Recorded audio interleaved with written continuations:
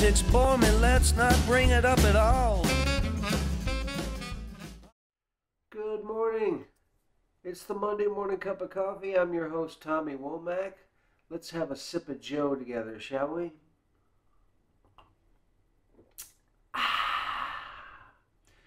Drinking from my Choose Love cup. See it there? Choose Love. Actually, it's not my cup. Beth bought it, but she lets me drink out of it because we're married, and you do things like that when you're married. She bought these cups, and she got a tapestry that says the same thing. It's got the same design. It's hanging over the glass door that leads out onto our back deck. What do you mean, who cares? I care, okay? Keep your comments to yourself.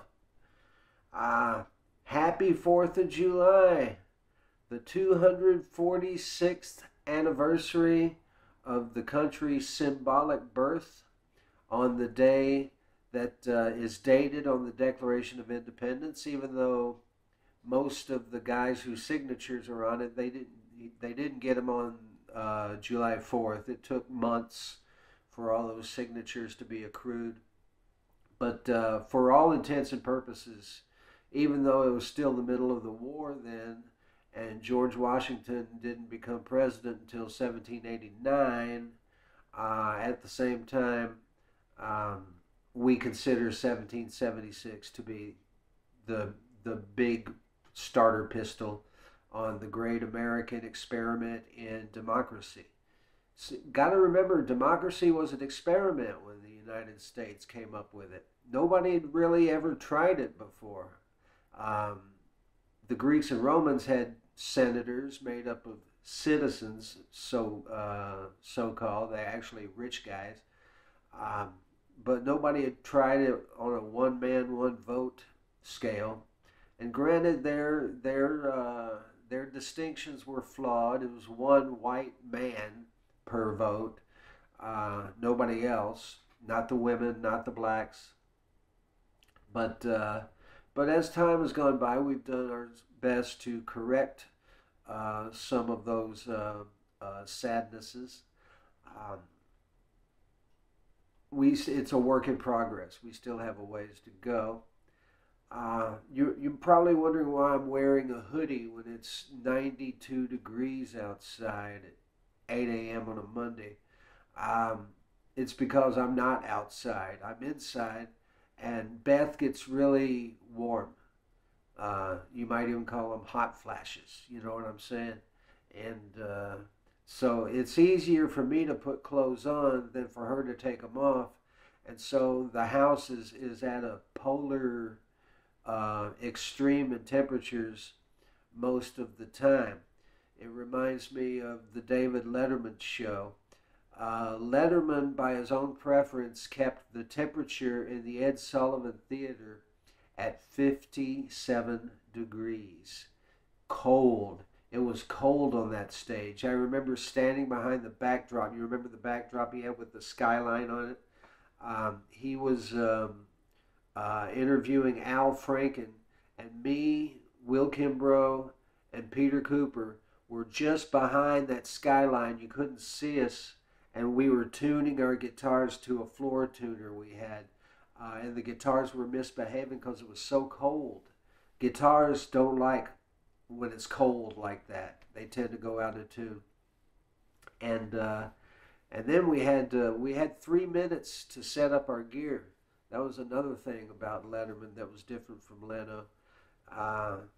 They had a commercial break, 3 minutes long, and we had to drag our amps out there, set up our pedal boards, plug our guitars in, make sure a second time that we're in tune. And Letterman's band is playing the whole time we're doing that. It was hell. I have great memories of playing Leno. It was totally different. Leno, we sound checked before the show, and the equipment stayed right there. You thought we were playing on the same stage that Jay does his monologue on, but actually it's a stage on the other side of the couch, which they don't show you until the band starts. And you think it's the other stage, but it's not. So we were able to set up our equipment and leave it there for the Leno show.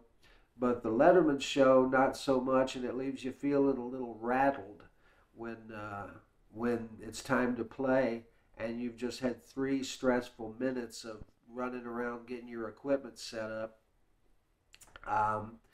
But that was then. It was still cool. You know what the coolest moment was? After we did a sound check at Letterman, and yes, we did do a sound check, and then moved all the stuff off the stage, which is kind of ridiculous. But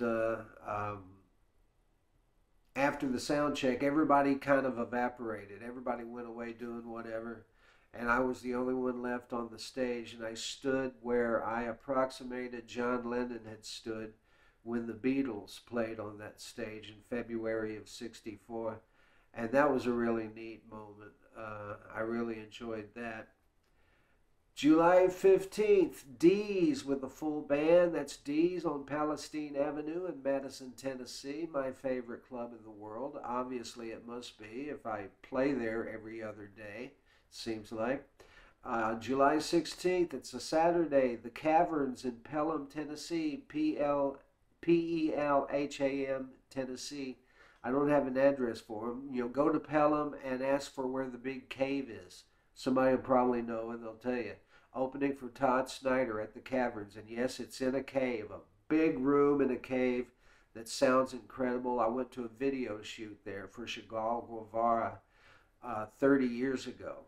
And by the way, they had a reunion gig. They're back together. And Chagall Guevara played the Ryman this past Saturday night. And I was invited to go.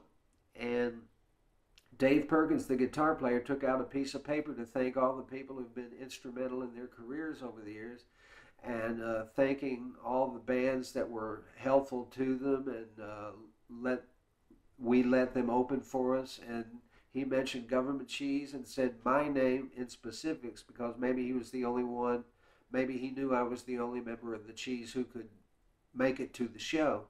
So I got singled out. But anyway, we got name checked from the Ryman Auditorium stage, and I got my own name said through the PA system at the Ryman. It was pretty damn cool. I enjoyed that. I think that's all I have to tell you about today. Enjoy the 4th. Enjoy your hot dogs and fireworks, and wear your sunscreen, spray insect repellent all over yourself, especially your privates. Pull out your pants, spray it down there. You'll thank me later. And that's it. That's it. Have a good day. Have a good week. I'll see you next Monday. L'chaim. God bless the USA. Don't let the bastards get you down. You got your problem, I got mine too. Let's focus on mine and it'll be good for you. It's all about me, babe. It's all about